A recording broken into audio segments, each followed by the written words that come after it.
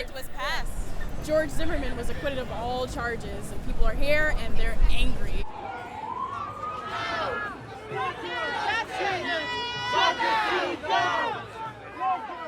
I mean, we're still always supposed to. We seem like we're the race that's always feared, and that we just because of how we are, not necessarily what we're doing at that given moment, just our appearance is what causes fear, and we're supposed to be apologetic for the way that we are as people. It's not fair.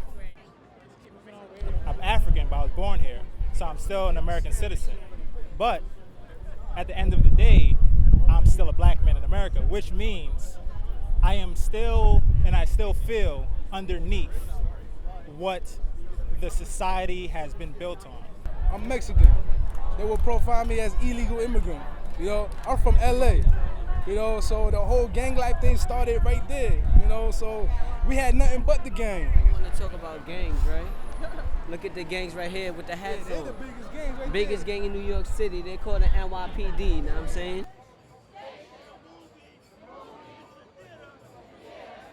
When the police feel like they could kill with impunity and not be held accountable, I think that affects everyone for sure. I think it affects the fabric of our communities. I think it affects what people can and can't do. And I think it prevents necessary alliances from being built. It's unclear as to what constitutes you feeling threatened. For Zimmerman, it was just a black man on the street. That's covered under the law, then I feel like there can't be justice. You know, as an American, you know, we live in a nation of laws, and those are arbitrary to some degree, but that's what we live under. And if they can be bent for a reason that's as arbitrary as race, then there really is not very much that stops them from being altered for any other reason. Well, yeah, because we're not altered.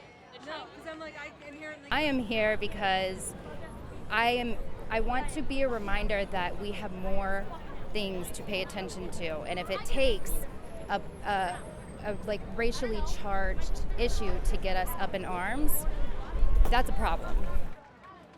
And the government has been using race for hundreds of years now to distract us from the fact that it's really a class war. It's really the have-nots versus the haves, not the white versus the black. Right, do you care, not care? I don't care much. Would you mind saying that to the camera? We just want to get a sense of how people feel in general, like how far it affects people.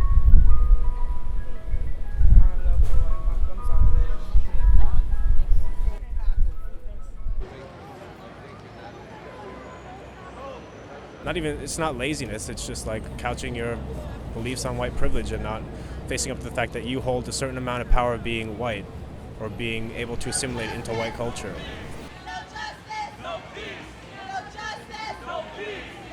The George Zimmermans of the world, and you know, people of his ilk, whether they're actual law enforcement people or people who just take the law into their own hands, are, at least in their minds, they are sort of out there to protect me, people like me, and I'm not comfortable with that.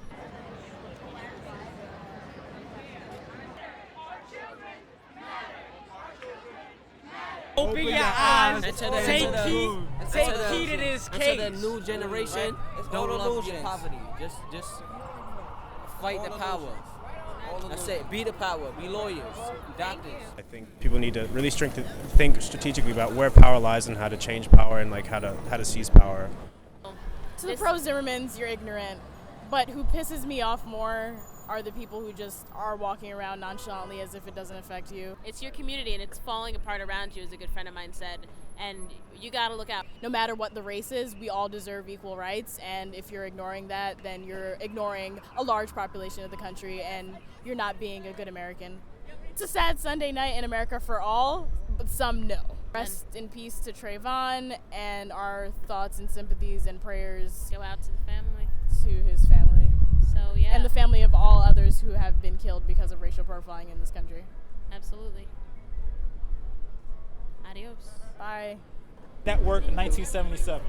That quote is everything to me. I'm a human being, God damn it. My life has value.